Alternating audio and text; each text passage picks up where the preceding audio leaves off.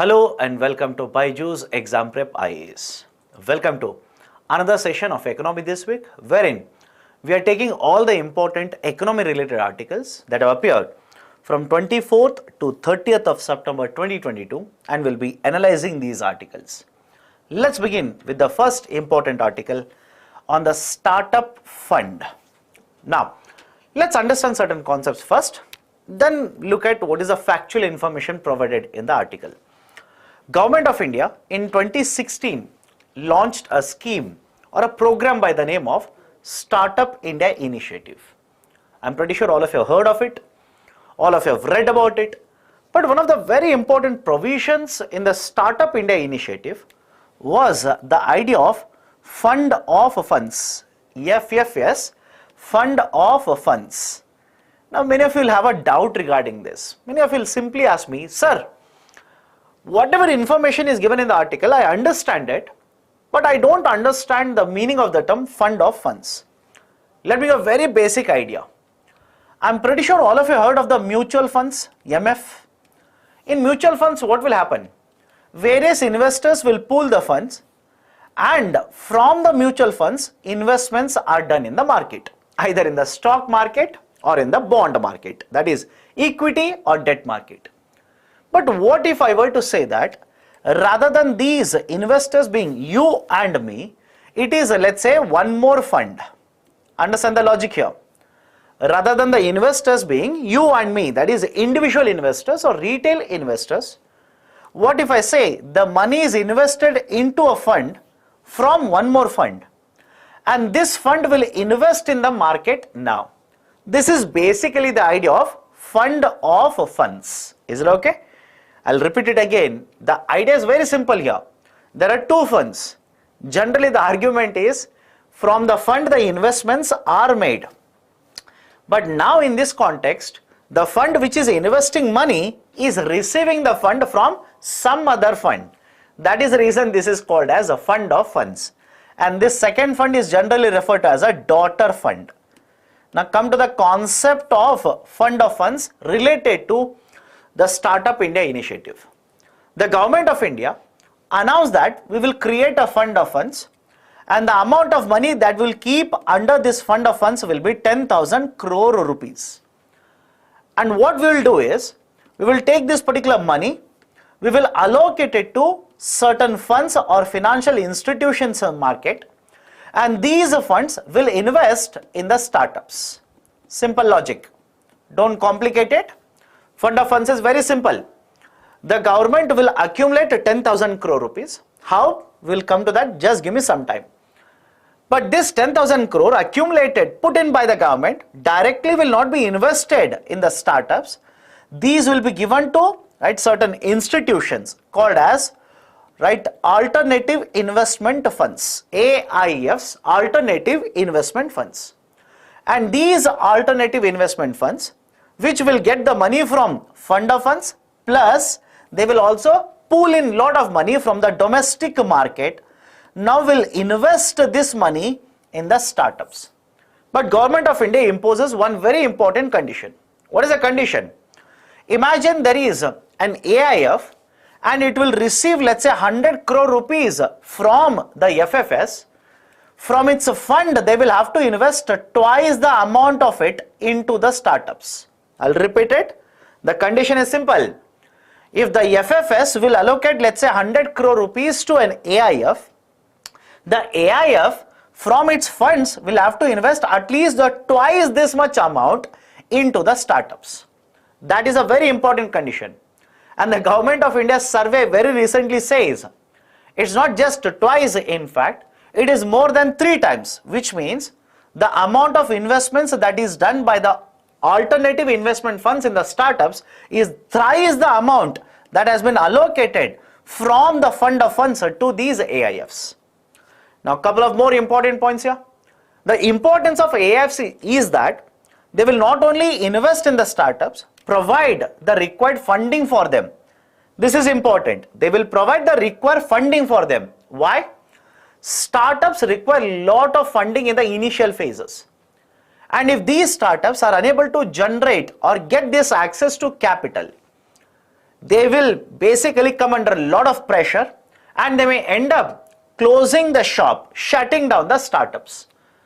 And you know that India being one of the largest ecosystems in the global market, we need to provide financial assistance or capital assistance in the growth phase or in the starting phase of these startups.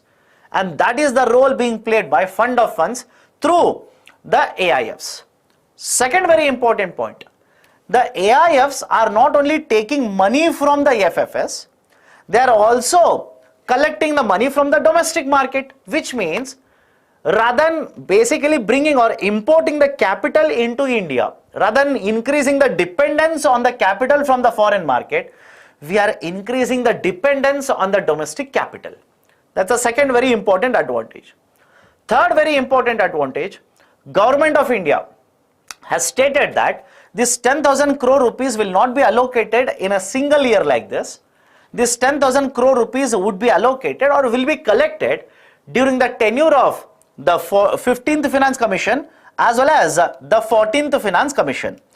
Right? These are certain very important points. The amount will be collected during the tenure of 14th Finance Commission as well as the 15th Finance Commission.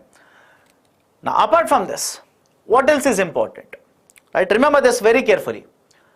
The data shows that the AIFs have so far invested 11,206 crore rupees in the 720 startups. I'll repeat the statement. Please remember this. The AIFs so far have invested 11,206 crore rupees in 720 startups. And now government says it has committed 7,385 crore rupees to 88 alternative investment funds. And whenever you talk about AIFs, there are different categories of AIFs, but the government simply says, I will provide this funding to only those AIFs which are registered with the SEBI. Only those registered with the SEBI will be getting the funding assistance or will be getting the money from the FFS. These will be investing further in the startups. This is the relevant information from this article on the fund of funds. Now, based on this discussion, I have given one MCQ. Consider the following statements regarding the startup fund of funds scheme. Under this, the fund directly makes an investment in the startups to provide early funding for them. Statement is wrong. We already have discussed it. The FFS doesn't directly invest it.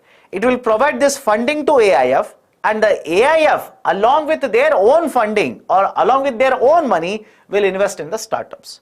Second, the fund of funds, that is FFS, has been announced with a corpus of 25,000 crore rupees. Even this is wrong. The corpus that has been announced by the government is a 10,000 crore rupees. Another very important point I just want to add here.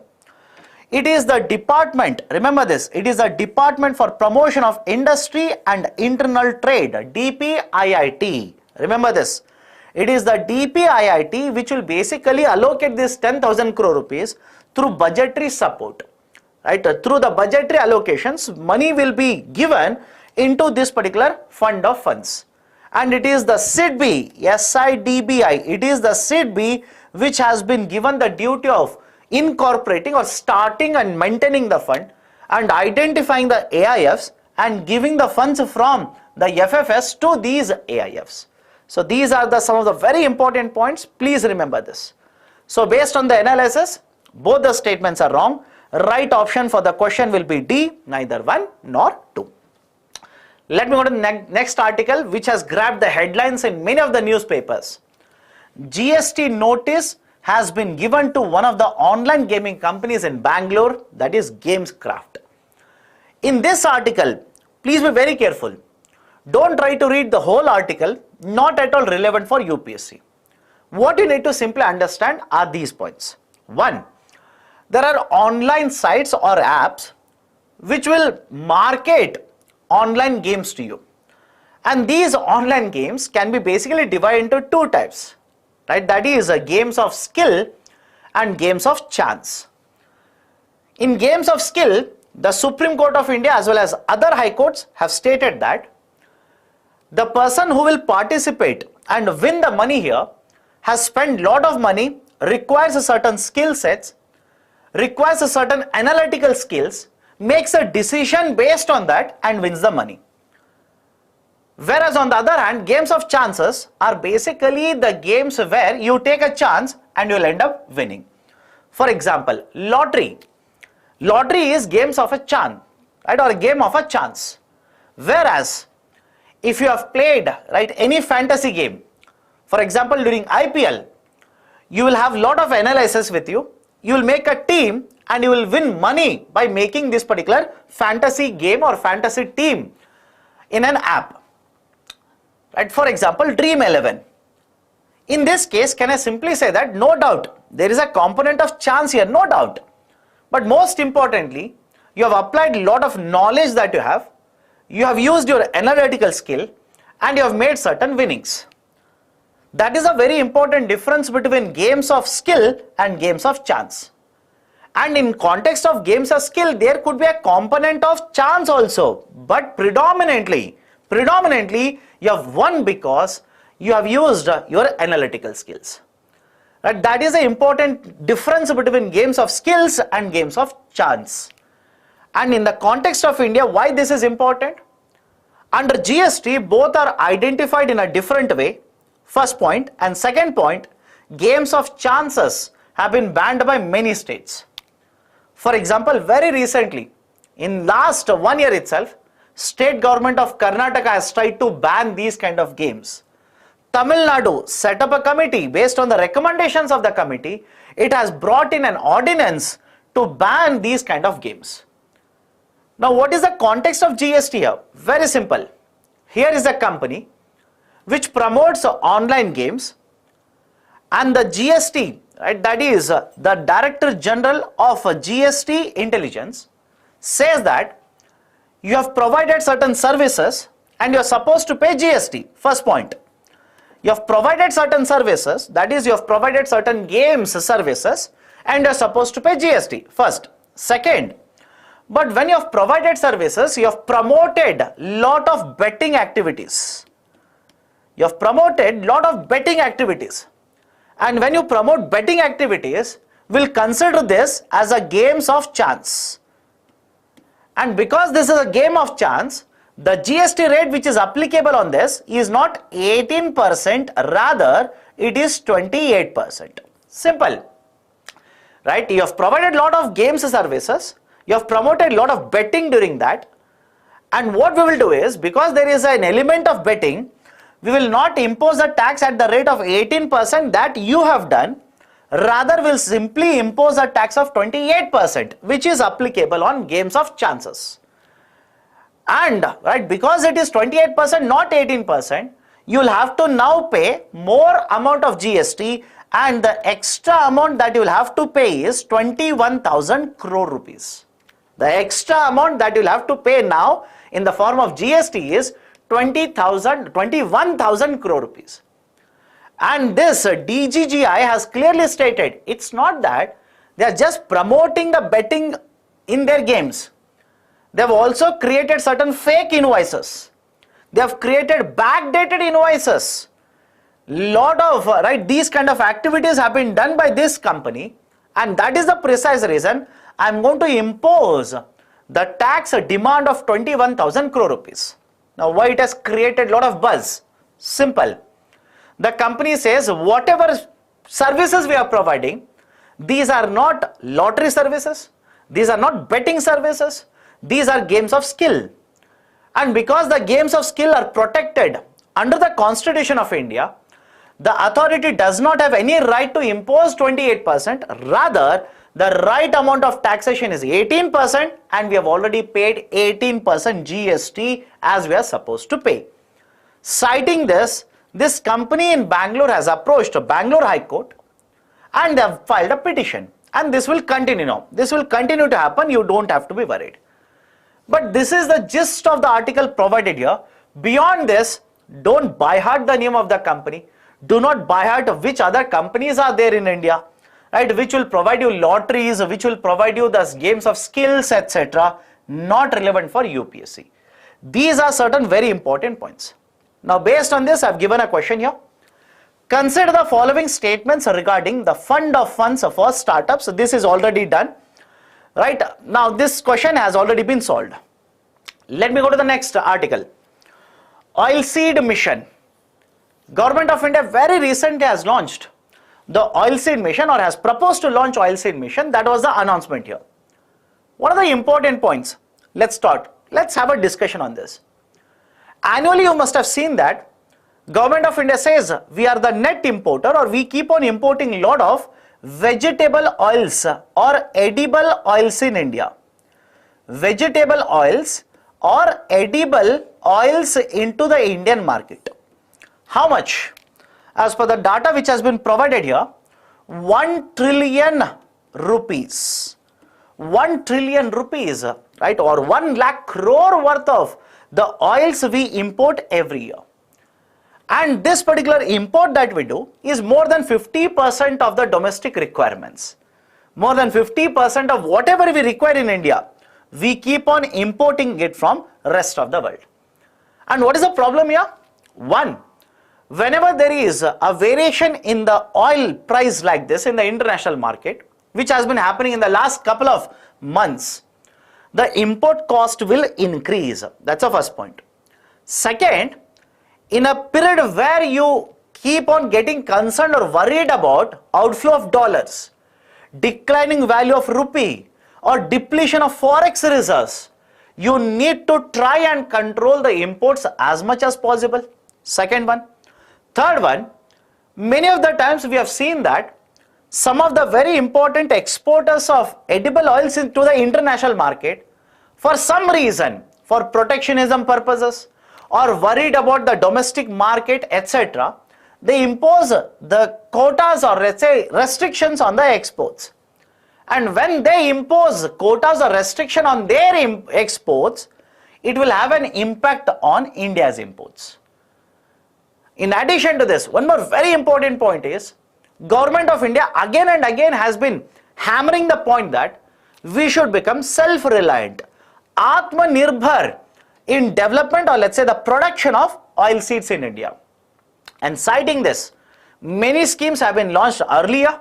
For example, NMEO, OP.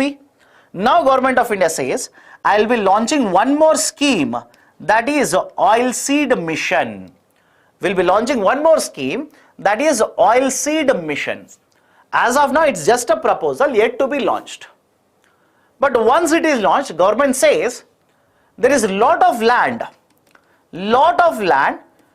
which is used for cultivation of certain crop, such as let's say paddy or rice. And after the paddy cultivation or rice cultivation, this land remains unutilized. This land is not being utilized for other purposes. Why don't we use it? Why don't we use this particular land for now oilseed cultivation? For example, the article says that once the rice is cultivated on a piece of land, for the next 8 to 9 months, the land remains unutilized, especially in northeastern states. Why don't we use this land now for cultivation of oilseeds, so that one, production of oilseeds will increase, and second, we will also be promoting diversification in the agriculture sector. We'll be promoting the concept of diversification in the agriculture sector. That is also an advantage for us. Right? That is the second point. Third very important point. If we can identify these kind of lands and promote the cultivation, our import dependence will come down. Our outflow of forex reserves, or let's say the dollars, because of this automatically will come down. And some of you might be thinking, sir, is it only related to oilseeds? Absolutely no.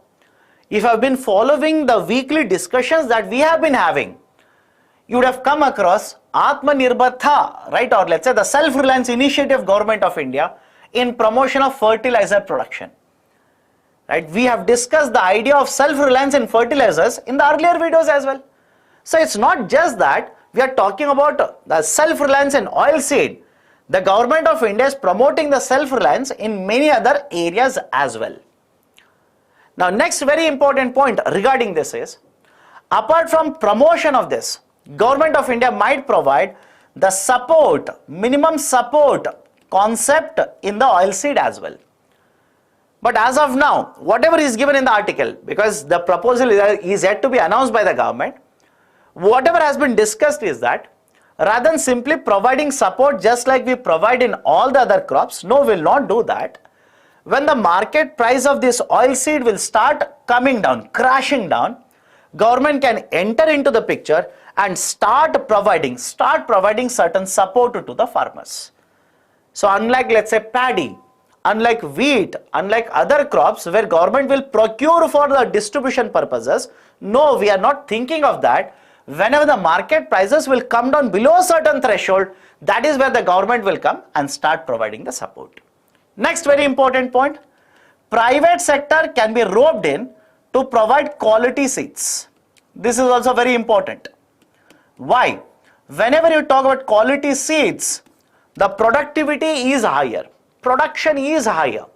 In fact, many of the experts have argued that why don't we import quality germplasm from other countries, provide it to farmers, use it to cultivate seeds and then provide it to the farmers. That is also one more point which the government is considering.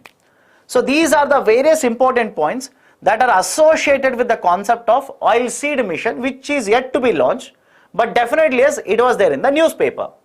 Now apart from this, I want to add one more very important point here. So far, for whatever reason, UPSC has not focused on it, but can certainly ask because of this current affairs. What is the concept I am talking about? Niti Aayog Governing Council. Niti Aayog Governing Council. What is this idea of a Niti Aayog Governing Council? And a Niti Aayog, one is a structure where central government, that is Prime Minister is the chairman. Apart from the Prime Minister, there is a vice chairperson. There is a CEO, other experts, etc. But the second very important part of Niti Aayog is a governing council where the state representation is there. Remember this, where the state representation is there. Unlike, let's say, planning commission, which did not have any representation of the states. In Niti Aayog, there is a state representation. So after many, or after a very long gap, the Niti Aayog Governing Council has met. Many states even boycotted this particular meeting.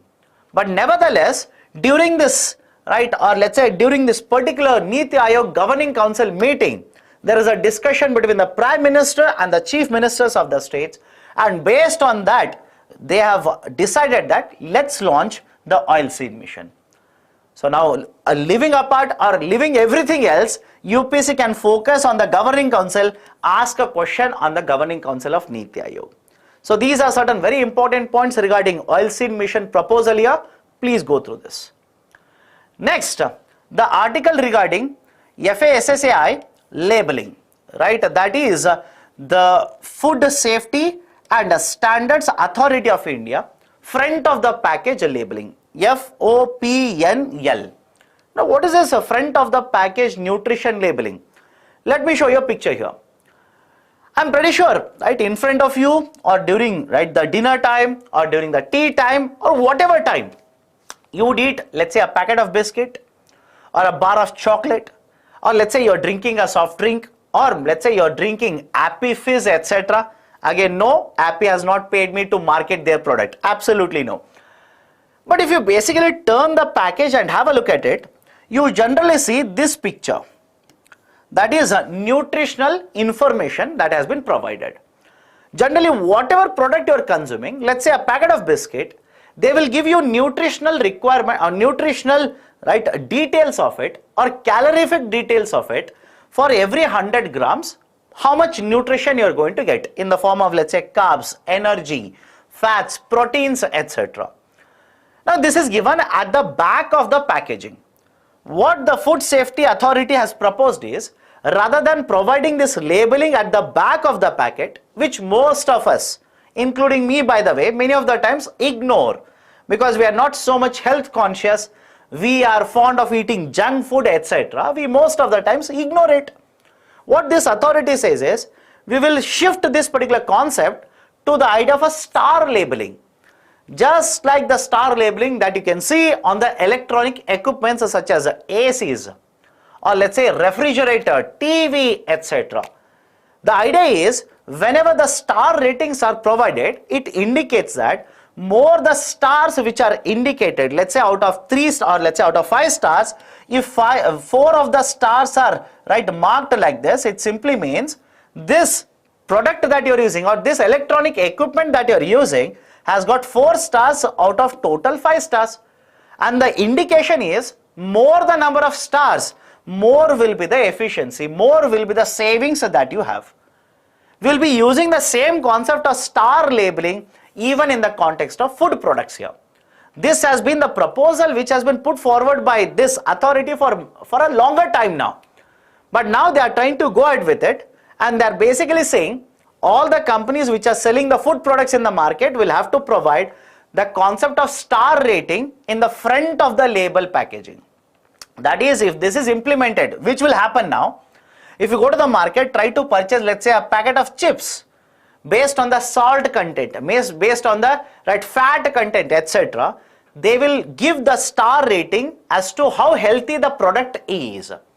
If the product has got more stars, it is more healthy. If the product has a less stars, it is a less healthy. It is, let's say, dangerous to consume. Dangerous in the sense, it's not very healthy for you. This concept of star rating has been proposed, and there is a mixed reaction. There is a mixed response from all the stakeholders. What are the arguments here? One, many stakeholders basically say, or participants will say that if you target, if you basically target the products such as high fat, sugar, salt, etc., the traditional foods in India, which generally have a lot of this, will be basically having a negative view. That is, they will be viewed negatively in the market by the consumers. That's the first thing. Second thing is, this focus or high focus on HFSS might simply push the companies into using artificial sweeteners, artificial other products or artificial additives, etc., which will of course reduce the health benefit that these products will provide. Third, if you force the companies to use this and provide all the labeling like this, it will impose a compliance burden on the startups, and this will hinder the growth in the startups in the food processing industries. And as of now, the authority simply says this is not compulsory for everyone. This is optional. This is voluntary for the first 4 years after it being implemented, but later it will become compulsory for all the companies. So this is basically the article or the gist of the article regarding front of the package nutrition labeling. Next article is regarding solar imports. In the last couple of months, we have discussed multiple aspects related to solar imports. But understand this, let me go ahead and explain the problem with the initiative that has been proposed by the government. Earlier, just in a nutshell, in order to promote the domestic manufacturing of solar modules and cells in India, government imposed a safeguard duty. But you cannot keep on imposing the safeguard duty till perpetuity. After a certain number of years, you will have to remove it and impose the basic customs duty. And that is exactly what the government of India has done. Starting 1st of April, government of India has imposed a basic customs duty of 25% on solar cells and 40% basic customs duty on solar module imports into India. And the argument is simple. If I impose basic customs duty, when the products are imported, this will become very costly. The price of the products in the market will rise up, and that will promote the domestic manufacturing, domestic production. With this objective, starting 1st of April, BCD has come into force. But many of the participants in the market have found a loophole in the system. They are using this loophole to import all of this, but at a very, very low import taxes. What is that? Government of India, and this is specifically applicable to customs duties, that is let's say specialization associated with the customs duties in India, that is CBIC. What they have done is, there is a scheme by the name of Project Import Scheme, PIS, Project Import Scheme. Under the Project Import Scheme, imagine you are producing an infrastructure project. You are creating an infrastructure project. Government says you might import multiple types of products You don't have to pay customs at different prices or different values like this. I will impose the same rate of customs on all the imports that you're doing. And this idea of a project import scheme is not just applicable to one sector. There are multiple sectors which are actually covered under this. For example, power sector, industrial plants, irrigation, mining and projects for exploration for oil and other minerals, etc. Lot of these projects are actually covered. And what is the advantage? Why did we introduce this? Government said, I want to make it easier for the imports to flow into India. The importers will be quoting different value for different imports. I don't want to make the process complicated. I want to keep a flat rate so that different rates are not applicable. Only one rate, easier to import. And the rate is very low. That is 5%. Now the problem with this is very simple. What many of these solar developers have done is, they've used a project import scheme and they've started importing these components of solar modules into India, assembling them right into India or within India, and now using it to complete the infrastructure project. The argument of Government of India was, I imposed a BCD of 25 and 40% in order to make the imports costlier so that the domestic production increases. But what you are doing is, you are misusing one more scheme, that is PIS scheme, to import the component, assemble them, and when you import under PIS, you will have a concessional rate of 5%. Rather than paying 25% or 40%, which one would you prefer if you are a developer? Simple question. If you are the developer, project developer here, would you want to pay 25 or 40% customs duties or a concessional rate of 5%? Obviously, you will choose 5%. So this is a loophole which is being used by the project developers. So government now says two things. One, will make a list of all the importers who have utilized a project import scheme to import and develop solar plants. Second, if these developers have imported at a concessional rate, but they are selling the electricity at a higher price, that is at a higher level, saying that they have paid a higher amount of basic customs duty, then this will not be allowed. They will have to reduce the prices, sell it at the right price to the customers. Right, so these are the two very important points regarding government trying to plug the duty loophole in solar equipment imports. Now, based on this, I have given an MCQ here. Consider the following statements regarding project import scheme. It is applicable only for the new projects and does not cover existing projects. Although I talked about new projects, does it cover existing projects? Yes. If you want to expand the existing project, even then the PIS will cover it. So first statement is correct. It covers projects from power, mining sector among others. Second statement is also correct. Right option for the question will be option C, both 1 and 2. Let me go to the next article regarding e-auction.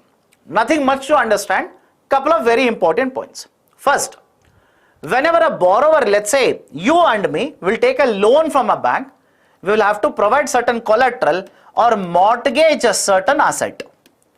Mortgage a certain asset, that is the bank which will take an asset and provide loan on an interest to us.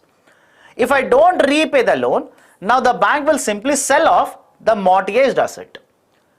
Second very important point, to sell the mortgaged asset, we have developed a system, and you will have to remember this.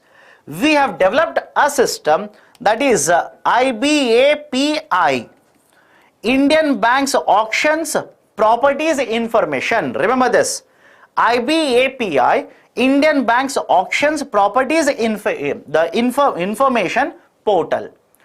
Under this portal, if you enter into it, register, you can find out what kind of residential assets which are mortgaged are on the sales, that is auctioned off, which commercial assets which are mortgaged are being auctioned off, etc.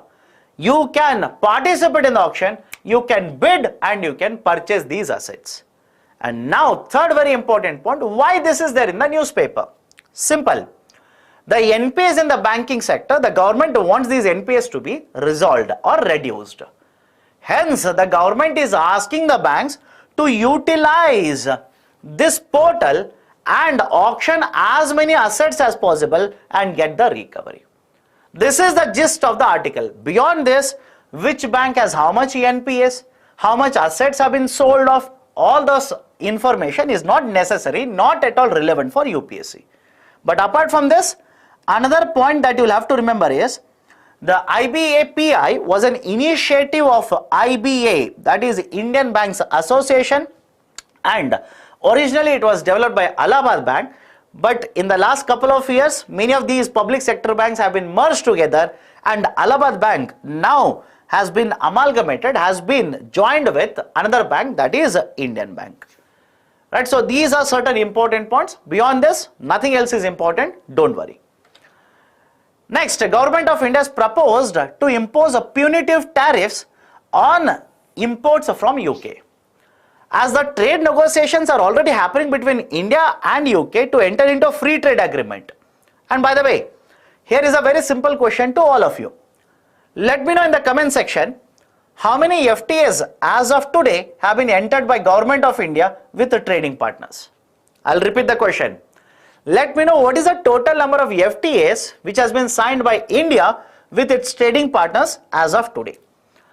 Now, as the trade negotiations are happening, we want to sign a free trade agreement with UK and with many other countries. Government of India has approached WTO and has proposed that we want to impose a punitive tariff, that is basically charges, that is import duties on these particular products which are getting exported from UK and entering into India.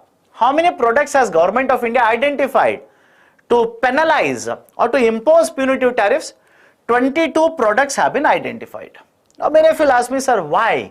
Why is Government of India, one, imposing taxes on it, when on the other hand we are trying to enter into a trade deal? Second, why are we calling this as a punitive tariff? Simple. Government of India says our exports are going to many countries and one of the countries is UK. And one such product is nothing but steel products, various types of steel products. And what UK's government has done is, it has imposed a certain tariff quotas on 15 types of steel product categories that we are exporting to UK. And as a result of these tariffs which are imposed by UK, the exports of these products have fallen down by 219,000 tons, right, or 2.19 lakh tons. And this has affected us. This has affected us. And on the other hand, UK has collected $247 million worth of taxes on it.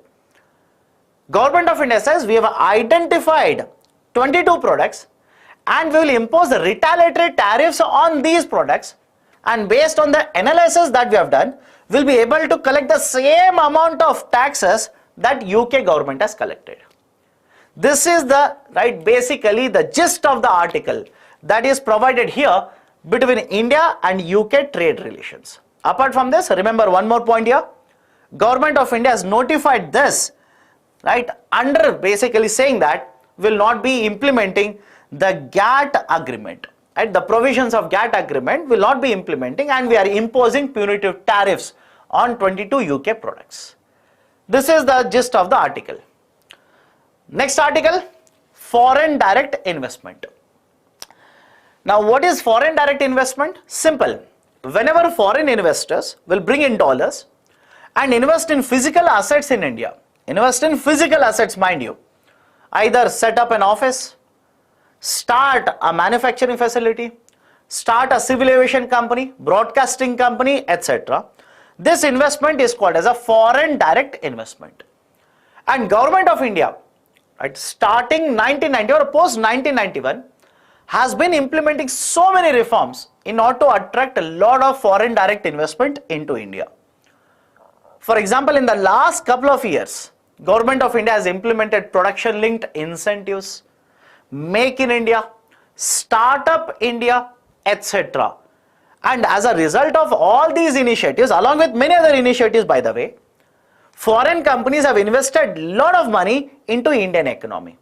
And generally, in terms of ranking, India generally will list in the top 10 countries in attracting FDI.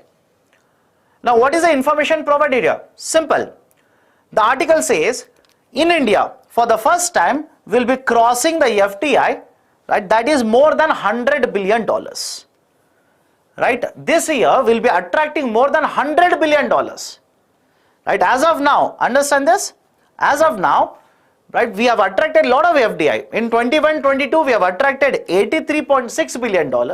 And this year, it will be more than $100 billion. Right? This is just a very simple concept here. Just not a lot of information is there. Very small amount of information. Apart from this, you can also see that the FDI has come from more than 100 countries into India. It has been invested across 31 states as well as union territories. And 57 sectors in the country have been opened up to attract a foreign direct investment. So these are certain important points regarding FDI attraction into India. Now, based on this, I have given an MCQ. Consider the following statements regarding FDI.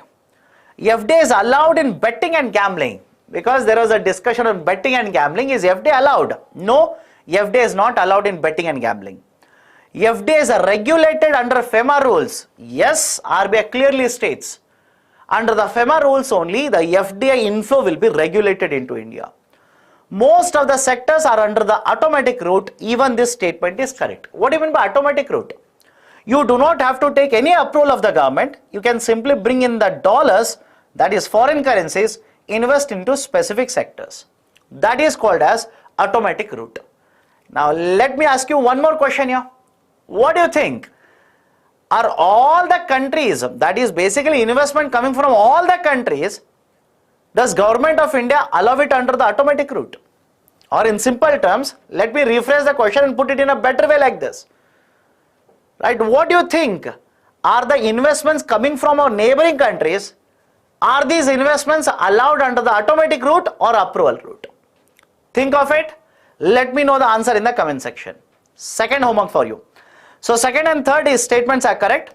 Right option for the question will be option C, 2 and 3. The last article for the day, Pradhana Mantri Garib Kalyan Anna Yojana. Simple concept. PMGKAY was launched by Government of India during the period of pandemic. And initially, although it was announced for very short duration, it has been extended multiple times now. And recent times, there was a lot of a debate around whether Government of India will go ahead and extend the PMGKAY or will stop it here itself. Government of India has cleared the air now. Government says we will extend this free ration scheme by 3 more months. That is till the end of December, the PMGKAY scheme will be extended. Now many of you will ask me, sir, why 3 months? Why not extend it for 6 months, etc.? The Finance Ministry opposed the extension of PMGKAY by more than 3 months. Why? Because of various issues, already the subsidy burden, that is the revenue expenditure of Government of India, is going to overshoot. Fertilizer subsidy, more than 2 lakh crore rupees. Right? The subsidy on LPG will be very higher. And if Government of India continues the Pradhana Mantri Garib Kalyan Anna Yojana for 6 months, that is the end of the financial year, then the amount of subsidy burden would be very, very high, revenue deficit would be very high or will be expanding, which will force Government of India to borrow more money from the market. Citing this, Finance Ministry opposed extension of Pradhana Mantri Garib Kalyan Anna Yojana beyond 3 months. And that is the precise reason government, which has implemented this scheme starting from April 2020 as a part of Atmanirbhar Bharat initiative or Atmanirbhar Bharat scheme, has announced that this scheme will be extended for 3 more months, not 6 months.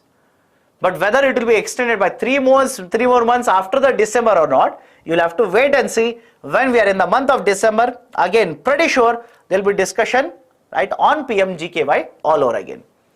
So this is the gist of the article provided on Pradhana Mantri Garib Kalyan Anna Yojana.